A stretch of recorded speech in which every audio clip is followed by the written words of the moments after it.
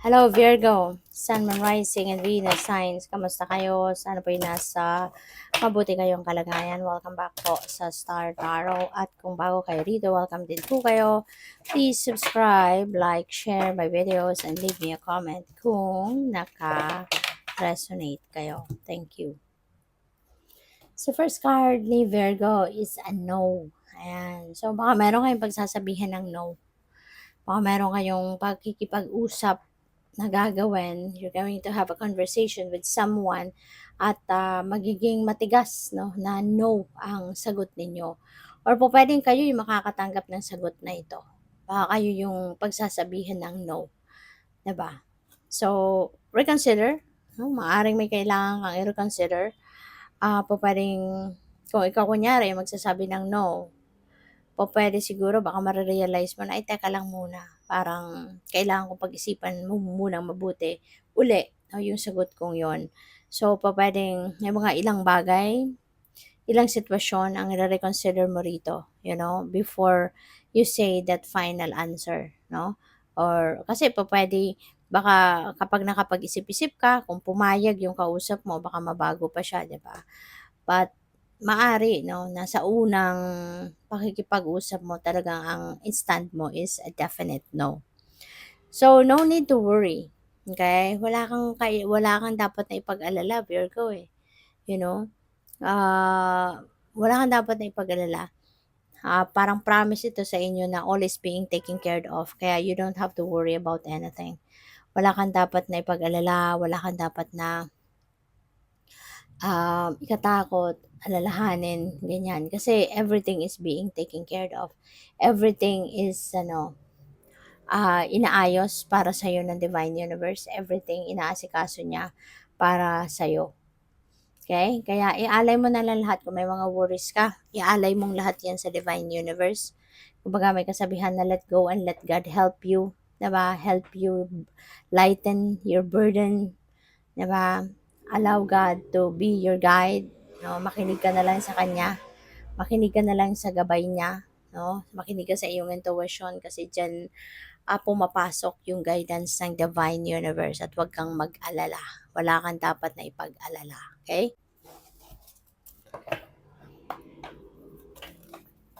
So by the way, maraming salamat po for subscribing, and if you haven't subscribed yet po, subscribe na kayo. And also, maraming salamat din for not skipping the ads. Malaking bagay yan sa akin. And also, please click the join button po sa baba ng video kung gusto ninyo na mag-join kayo sa membership. Okay? Salamat po. So, we have take time to breathe. Ayan, sabi dito, thank you angels. I breathe with ease knowing you're here. Ayan. So, baka pagod na kayo, no, Virgo? Baka stressed out na kayo. So, alalahanin nyo naman na kailangan din natin ng pahinga. Okay? Kailangan din ninyo ng pahinga. Hindi po pwedeng puro trabaho. Hindi po pwedeng go lang tayo.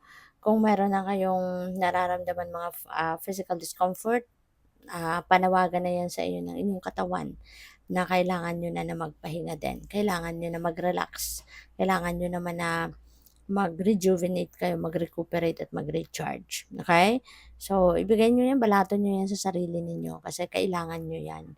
Hindi po pwedeng, hindi po pwedeng trabaho kayo ng trabaho. Okay? Kasi tao lang tayo, may kapaguran, kailangan natin ng pagpapahinga din paminsan-minsan. Okay?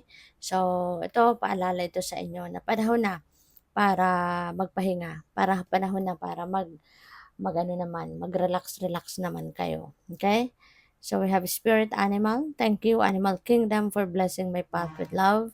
So, baka ang iba sa inyo merong mga alaga, no? Baka meron kayong mga pet at maaring masyado ninyong na-appreciate ngayon, no, na meron kayong mga inaalagaan, mga pet kasi maaaring nararamdaman ninyo dito yung tuwa, yung saya, yung pagmamahal na pinapakita sa inyo ng pet ninyo na hindi ninyo naramdaman, no, sa mga kasamahan ninyo, sa tao, 'di ba? So that's really very beautiful. New beginning. Thank you angels for opening up the doors to change. Okay? I am ready. So, new beginning. Merong bagong simula. Merong magsisimula ng bagong ganap at sa buhay. This could be This could be a new situation. Pupuwedeng meron dito magbubukas na kunyari puwedeng bagong relationship, 'di ba? Kung wala pa kayong karelasyon or kung may karelasyon na, pupuwedeng bagong chapter sa inyong relationship, leveling up, pag-aasawa, engagement, ganyan. Pupuwede rin na bagong trabaho ito, 'di ba? Bagong pagkakakitaan, 'no, bagong titirahan. So, maybe you're going to relocate, you're going to live somewhere else, baka mangingibang bayan, mangingibang bansa, 'no? So, depende 'yan sa inyong sitwasyon. It could be a new friendship na pupuwedeng parating, 'di ba? So, we have peace and harmony. Archangel Raguel, sabi dito, "Thank you, Raguel, for surrounding my life in a harmonious light." Okay? So, maganda rin kasi you are going to be feeling peaceful na siguro, Virgo. Sa ngayon, maaring mararamdaman ninyo yung tunay na kapayapaan, tunay na peace and harmony. You will be feeling the harmony within yourself as well siguro, no? Maaari din, Virgo, no, na ano 'to, magkakaroon na din kayo ng peace and harmony between you and other people. Baka meron ditong, mga tao na nakasamaan ninyo ng loob, baka meron dito mga tao na hindi ninyo kasundo or naging kasundo. Pupuwedeng pupuwedeng may gano'n kayo in the past and ngayon pupuwedeng mag-reconcile na kayo, pupuwedeng magkakausap na kayo, magkakaayos, baka, magkakaroon na kayo dito ng peaceful resolution, baka madi-discuss na ninyo, between each other yung mga differences or kung ano man yung mga hindi ninyo sunduan in the past, 'no? So, pupuwedeng gano'n din ang ganap. We have spiritual gifts, Archangel Raziel. Thank you, Raziel, for helping me channel my gifts and talents. So, si Virgo, kadalasan ano 'to,